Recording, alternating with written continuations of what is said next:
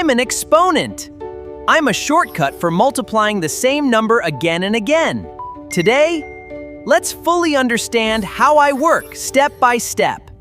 In 2 cubed, the big number, 2, is called the base. That's the number being multiplied. The small number is called the exponent.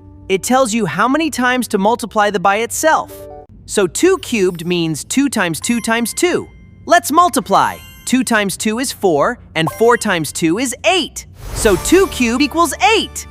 Let's try another one, 5 squared. That means 5 times 5, which equals 25.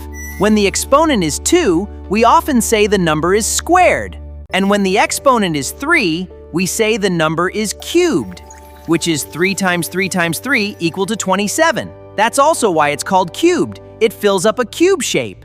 When multiplying powers with the same base, just add the exponents. 2 squared times 2 cubed equals 2 to the power of 5, because 2 plus 3 equals 5. When you raise a power to another power, you multiply the exponents. 2 squared, all raised to the power of 3, equals 2 to the power of 6, because 2 times 3 equals 6.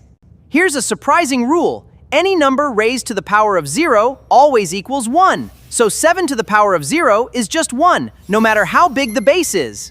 A negative exponent means flip it into a fraction. 2 to the power of negative 2 becomes 1 over 2 squared, which is 1 over 4. Negative exponents make numbers smaller, not negative. Exponents aren't just theory. Scientists use powers of 10 to measure everything, from the size of an ant distance to a planet. It's the easiest way to write extremely large or small numbers. Exponents also explain how things grow really fast, like population growth or money multiplying with compound interest. That's called exponential growth, and it all comes back to powers. Quick practice. What is 3 to the power of 4? Pause the video and try it yourself before I reveal the answer. The answer is 81, since 3 times 3 times 3 equals 81.